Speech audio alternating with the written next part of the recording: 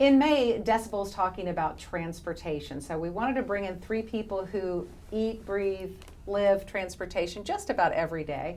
We have Randy Clarke, who is the CEO of CapMetro. We have Annick Beaudet, who is Assistant Director of the Austin Transportation Department. And Ben Ware, former journalist, still a journalist, but the former longtime transportation reporter for the Austin American-Statesman, and you've covered all these issues for many, many years. I do less eating and drinking of it now, but... Okay. Well, we're counting on you for some historical perspective. So the first thing I want to ask you guys is this historical perspective. And Ben, I'm going to start with you. How did we get here? Because I know Randy's relatively new to town, but Austin's kind of famous for voting down transportation bonds, especially when it comes to public transportation bonds. So how did we get to be this, I think I just read 14th most congested city in the country? Well, there was a period of time, at least, where the town was small enough where, transit really wasn't much of a priority at all, in the 70s and 80s. And the city at that time was just purely road and street centric. And CapMetro didn't even come along until 1985. And there was a small bus company before that. So I think basically what happened, there was a time period there where roads, highways in particular, were unpopular politically. And the city, to some degree, fell behind on the highways part of it, and then was growing at such a great rate throughout the 80s, the 90s, and ever since, that things just sort of got ahead of themselves. And there was an attempt at a light rail system approval in the year 2000, and it came within a couple of thousand votes of being approved, less than 1% difference between the yay and the nay. And that was probably the best opportunity that the city had, because at that time the federal government still would have been a really good partner on funding it. Then years pass and the federal government starts to pull back, and it's just a lot harder now to get the federal help. And meanwhile, the situation on the highways has just gotten worse and worse, and on the streets, as we all know. And didn't we vote down another public transit bond in what was that, 2014? Yeah. Now, in between, there was a sort of a small step, which resulted in Metro Rail, the one passenger rail line that we have in town. It was approved in 2004 and began operation in 2010, and I think still has 2,000 to 3,000 boardings a day. But nobody, I'm sure Randy would say, nobody wants to create a rail system of one line. You need much more than that. So it was approved in 2004, and then there was a light rail line proposed in 2014 that did not succeed or come close, unlike the situation in 2000. So that's a little bit of history. Now I want to talk about where we are now and where we're headed, and I'm going to depend on the two of you to talk about that. Sure. Where are we now? And you've been in Austin, Randy, running CapMetro for about a little over a year. How are we doing? Is your ridership up? Are people starting to embrace public transportation? Yeah, well, I think, I'm glad we we'll frame the positive now. Ben has given a little bit of doom and gloom, but a great historian, and actually I learned a lot when I got here from Ben, because he literally has covered this for a long time. So we are no question, I think, going in the right direction, the right trajectory at CapMetro, and I think as a city, and I think Annick could probably talk a little bit about the latest success of the Austin Strategic Mobility Plan, but at CapMetro, we've been up ridership since last June every month. We're a little up over a little 3%, so we'll be only one of a handful of agencies in the entire country that has that type of ridership gain. We're across all modes. Rail is up, our regular fixed bus service up, and our Metro Rapid has really grown. So that's just outside your studio here, the Metro Rapid line. That 801 alone, we carry over 11,000 people a day. And that's our proposed orange line for Project Connect, so the future. So we're doing that. We just did groundbreaking for our new downtown station, and as Ben mentioned, we carry about 3,000 people, give or take, on an average day at Metro Rail. But the potential of Red Line is pretty fantastic if we're willing to kind of put all those pieces together and take it more from a demonstration line to a really full rail line that it has the capability of doing. And then secondarily, I mean, the city's growing. Your whole series is about people. The city's changing. We have 2 million today. We're going to have 4 million, as Ben mentioned. In the region, yeah. In the region. We went from city, it sounds like, that didn't want to grow in certain ways. Well, If they don't build it, they yeah, won't come, it right? seems like that strategy Yeah. seems to has failed. Because I came here and it's a great place to live. And that's why people want to live here. So it's a great opportunity. So we're going to have to do something different, and we got to move more people in less packages. It's probably the basic way to say it. Geometry is the game. The corridors are only so wide, and so we need to figure out how to move more people than maybe just thinking about moving objects and vehicles. Trying to move people in a more connected 21st century city. So. And that's a great transition to you, Annick, to talk about what we refer to as the ASMP, the Austin Strategic Mobility Plan. Yeah. Is this a groundwork for the next 20 years or so? Yeah, 20 years till 2039. So we looked out to our comprehensive plan, Imagine Austin, that was adopted in 2012, created a framework, including a mobility framework. And so the Austin Strategic Mobility Plan is taking that framework to a lower altitude and really we wrapped our head around the data, as well as talking to thousands of people on what does Austin want for a mobility future? What do we need? What do folks want? With a focus on, as Randy pointed out, moving people and access to opportunity. Really, really looking at prioritizing our investments very carefully, because as Ben pointed out, it's much harder now. Everything is much harder now. I moved to Austin in 1982. I'm an urban planner, so I know exactly what the population was, about 242,000. It is not 242,000 now. We double our population every 20 years because, as Randy pointed out, it's a great place to be. And things I really, Ben has a way with words, and he said it succinctly, we just got ahead of us. And so we are really trying to catch up, and boy, are we trying. And, the respective staff at CapMetro and the city working on land use and transportation has never been better, working towards solutions. And so the Austin Strategic Mobility Plan is our North Star for what do we do next, which is so exciting to have this new policy guidance. The last time we had a comprehensive look at what do we need to do to manage congestion, manage access to opportunity was back in 1995. And as Ben pointed out, it was very car-centric, was not really forward-thinking as to real tools to being efficient with our roadways. So what we've done with this plan is really teed up targets for specific modes: bicycling, walking, transit, and even thinking about those who need to drive. There is roadway capacity teed up in this plan where we can feasibly add it and where it makes sense, aligned with funding opportunities through our regional metropolitan planning organization, and really being serious about a framework on how we can start teeing up those investments. And I bring up the regional partnership because transportation is a regional issue, and this plan represents Austin having a modernized look at what we need so that we can be better partners and get, quite frankly, be clear on what we need from the regional process and work with our partners in that way. And so I'm really excited about the MPO updating their regional transportation plan in the coming year so that we can work to implement our plan as well as the transit aspects. What do you think are the key misconceptions about Austin traffic? What would you like to clear up when it comes to how people view transportation and gridlock in Austin? Well, one thing I say, I think a lot of people think, that no highways are getting built, or virtually none, and actually over 100 miles of tollway have been built and opened since 2007.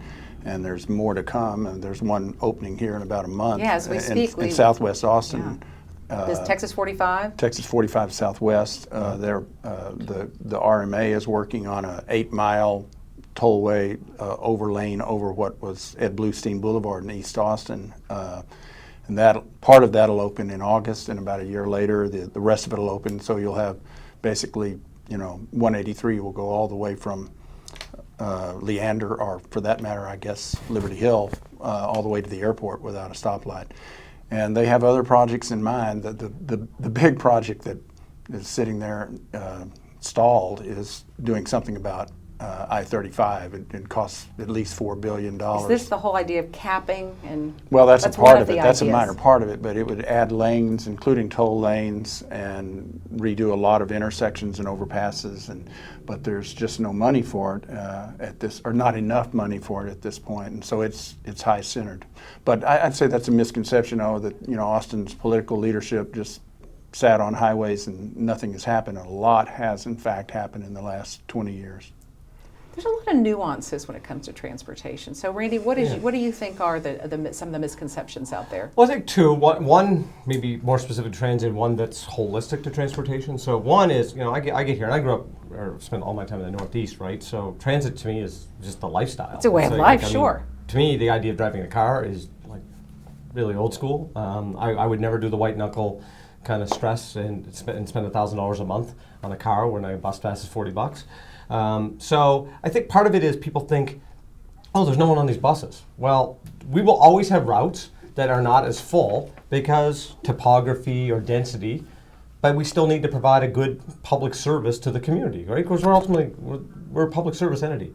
On the other hand, I just got off a bus and there's 50 people on it, right outside your studio. And that's 50 cars or it's 50 people on one bus. And so it's not just like some people are like, oh, it's poor people that don't use the bus, or that's the only people on the bus. Well, I mean, first of all, we are a public service, but secondarily, there's people of all walks of life. And what we do is kind of unique because we serve everyone, regardless of access or income or disability or ability or gender or race. We serve everyone, and that I think is a huge equity value that we bring to a community. And I think this fits really well in Austin, which really cares about that. The second, I think, misconception, holistic transportation, and let's just be, I like to be a truth teller when it comes to stuff, is people have to come to a reality that if you want stuff, it costs money. And when we talk money in Central Texas, I don't think we're willing to talk about how much things really do cost. So the 2016 mobility bond was a great move forward for the city, and I'm sure, Ben, you covered it pretty $720 million. $720 million. The day that passed, LA passed a $120 billion bond, and Seattle did $56 billion. And multiple others did 4, 5, 3, 2, 10. And we are one of the last holdouts in America to spend billions on transportation. And so all of our peer cities are spending billions because your transportation policy ultimately is your economic development policy. Where do you want people to live, work, develop your tax base, all of those kind of things. And I think now as we're becoming a bigger city, as Ben alluded to, we've grown. We're now coming, all this stuff is happening kind of at once. And I think we have to come to the reality that we're going to have to spend serious money to actually do serious investments if we're going to meet the goals of the SMP and the kind of quality of life people want to have here. But the legislature doesn't make that easy here. In terms of sources of taxation, CapMetro is capped at 1% sales tax, at least as of now, which if you want big sums of money using bonds, right now about the only option is general obligation bonds backed by property taxes that have to be approved by the public. And so it's and the property taxes could get capped. And excuse me, I'm speaking of transit. Yeah. Whereas on the roadside, there are other sources, basically TxDOT, and also borrowing through bonds on toll roads. And so it's a real problem for transit here is just getting those enormous sums that Randy's talking about. So Annick, how do we get there? I mean, what are some of the key parts of this plan? And I'm assuming this is something that you guys we collaborated conferenced on and collaborated for a couple years. How do we get to this place? Because I think a lot of Austinites are frustrated. Nobody wants to be stuck in their car. And that's a good segue to, my misconception that I'd like, to clear up. Yes, please do your misconception. Is that we can't do anything about it. We, as individuals, as people who love Austin, who live, work, and play in Austin, who visit Austin, can do something about it. And I like to think about it in terms of conservation. We all turn off the water, hopefully, when we brush our teeth. We turn off the lights. We make sure the lights are out before we leave our house. Why? Because it's not an endless resource. We want to conserve. So think of transportation. It's not an endless resource. There's only so much room on the road. As Randy pointed out, it's a geometric problem. So if you choose to ride a bike or take the bus, you're practicing transportation conservation the same way you conserve water. The water and the energy industry have known this for a really long time. The concept that's the misconception that I'd like to clear up, is that you can be part of the solution, and absolutely we need, it's a call to action, we need folks to be part of the solution. So as far as what's next, the strategic mobility plan, in our technical analysis, we figured out that in 20 years, if we double our population like we've historically done, that we need to achieve a 50-50 mode share, which is a technical term, but I'll explain it, in order to keep traffic about the same as today while doubling our population. So I'd like to pause there for a second. We're going to double our population, and our traffic will stay about the same if we can go from 74% drive alone at rush hour to 50% drive alone. So 50% driving a car, taking advantage of all the highway investments that Ben just cleared up the misconceptions So like a about. 25% more people is what you're Yeah, talking so right about. now, 26% of people in Austin are doing a combination of walking, teleworking. We're real big on teleworking. That's transportation conservation right And there. that, We're that one goes of the back to the leading. employers, yeah. Exactly. We're one of the leading cities in telework percentages, actually. We need to do more of it, though. And so if 50% of us are doing a combination of transit, walking, biking, telework, et cetera, we can start getting ahead of where we've fallen behind. And so that starts with being a good partner with CapMetro, making sure that they can provide more reliable and frequent service.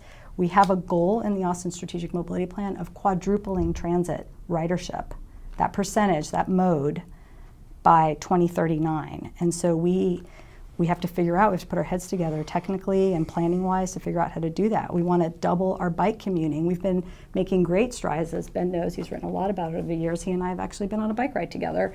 Finishing our bike network. I mean, we have a beautiful trail system. We have a lot of on-street facilities that coincide really well and work very well with transit. Our land use, as Randy said, a good transportation plan is also a good economic vitality plan. A good land use plan is also a good transportation plan. So we've been doing all kinds of things. So we've got the stars aligned. Now we know what the goal is, what the outcome is, and we've just got to start every day working towards it. But how do you get people to change habits? Yeah. That's to me is the hard You know part. the reality here, Judy? It's either incentives or disincentives. That's how we all are, because we're human beings, right? And so some people complain about a toll on MOPAC, but guess what? There's a reason that express lane is free compared to other lanes, because there's a price point. So there's the pain aspect. There's a pain aspect on traffic. There's a reason LA had to do a $120 billion bond, because they kicked this can that we're doing down the road, but they did it for 30 years with triple the size of the city. So then the big bill finally catched up, because it was just 10 lanes of complete gridlock. And all these cities across America are doing the same thing. And so you either be tactical day to day, or you plan for the future. And the idea, I plant a tree not for me but for the future generation. We're either gonna get to that point, or the pain is gonna keep getting worse. So as Annick said, right now, if I go around, the number one people talk about is, oh my God, traffic is horrible. Well, how's it gonna get any better? We're all traffic. We're all traffic, if we don't do anything about it. Yeah. So literally, it cannot get better unless we do deliberative actions to make it better. And those are either changing behavior, which is a part of the equation, and B, investments. That's it. We don't have to actually pretend this is actually that complicated. Every city in the world has done this in some capacity, and we've done it a little bit. Now we have to continue and do more of it. We've been slow to embrace public transportation, should I say. And back in '09, a legislator from Dallas carried a bill that would have allowed local areas to hold elections and raise sales taxes or fees or a variety of things, and he got really close to passing it, and it failed right at the end of the legislative session. And I think Senator Watson had a bill to do something like that this time. I don't believe it's moving and with the session within a month of being over. But the legislature, I guess I can say this now that I'm not a reporter. I hope at some point they will give localities the ability to tax themselves for transit or for highways or whatever they choose to, but for transportation.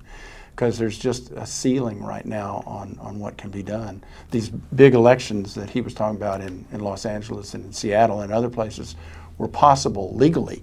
You could have the election. If we wanted to have a $10 billion bond election backed by an increased sales tax right now, we legally cannot do that. Because our hands are tied by the legislature. And these states, like all over the country, states, contribute significantly to, in this case, public transportation. So if you go into Denver, and a lot of people compare ourselves to Denver, very natural comparative city, growing rapidly, same type of southwest kind of thing. Their state government has put an incredible amount of money into the Denver transportation system, and their economy is booming because of that. If you went to California, California has lots of contribution. Well, I'm from Massachusetts. Massachusetts, it's actually a state agency. So we're one of the lowest funded states in the United States for public transit as well. We're on like the Montana, North Dakota kind of per capita level, but we're a state of almost 30 million people. So it's not just Austin, it's San Antonio, it's Houston, it's Dallas. So it will, one day the pain will have to be so bad across all these places that something will have to change. Yeah, the state constitution won't allow any of the gas tax to go to urban public transit. And Sometimes the state and cities just don't get along, do they? now, tolls, however, can be used for public transportation, and the MOPAC toll lane is outperforming expectations. When I think they assumed $3 at rush hour to take the trip, and quite often it's $7, $8, $9. They're getting much more traffic on it. I think this year I looked, and their expenses were lower than expected, and their toll revenue was up, and it was like a $25 million gap just in 1 year. And that's a gap in expectation. I don't know what the total gap is. So at some point the RMA might become the money bags around here for things like transit. Final question. What would you like for people watching? We talked about misconceptions, both individuals and businesses. What would you like them to know about Austin's transportation future? Want to start me? Sure. So, one is we want to be in a lot of community engagement. So we're moving forward on Project Connect. And explain a little bit about Project Connect is a regional, multi-line, pretty significant public transportation system that we want to expand here. We're talking of a dedicated right-of-way. We haven't decided yet if it's bus rapid transit, which would be the highest level of bus rapid transit, or light rail. We still haven't made that decision. We're doing a lot of technical work, cost analysis. We want a lot of community impact on that. But an orange line from Tech Ridge to Slaughter with big regional centers at each end. A blue line that would go from an airport that is now talking about expanding again, which is one of the fastest growing airports in the country, down through downtown, and those two lines would connect. We want to connect also to our red line at the convention center, why the convention center is important to all this conversation. All the big development around Republic Square is important to this conversation. The drag, which we're on, is incredibly important because it's congested. It's probably the biggest crosswalk in Texas. And we got Yes, lots, it is. exactly. It's right here in front of our Bikes, building. We can tell scooters, you all about transit, cars. We're going to have to solve this one way or the other as well. Lots of people have talked about we need another lake crossing. You put all that kind of stuff together, that's Project Connect. We also want more express parking rides out in more suburban areas, specifically the Southwest and places like that. And we think there's a lot of potential for that. So Project Connect is something we want people to get engaged with and try to give us their best ideas. And then, the mayor and others have talked, like Ben mentioned, a referendum in November 2020 to help contribute money into the CapMetro system to help build that piece of that out. We're doing everything we can in our financial modeling and running the best CapMetro we can. We're growing ridership. We're doing a lot of innovative things. But we need partners to come to the table and help us take it to that next level.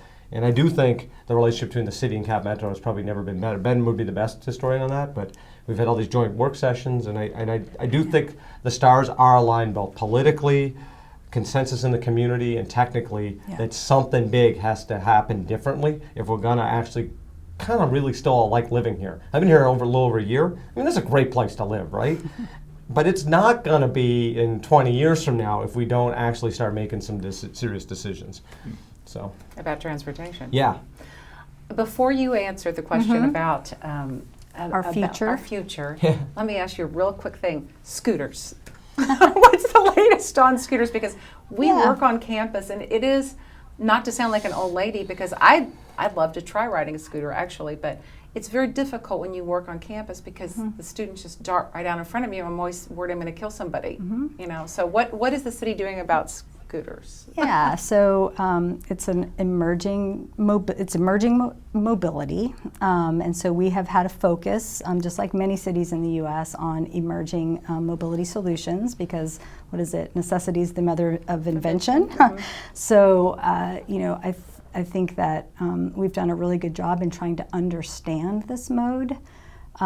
From first and foremost from a safety aspect, and so I know that we partnered with Austin Public Health to have the CDC, Center for Disease Control, come in and do a quick study with the data that we did have over a 3-month period, and that's about to be released and talked about. And so, we're just really trying to manage and watch it and understand that there are a lot of trips that are being made. A lot of trips, they're about a mile or so, is what we know is the average length, and so they are fulfilling some sort of market need. And so we're trying to be careful and diligent in trying to understand how does it work into our future, and that's a good segue to the future is going to be multimodal.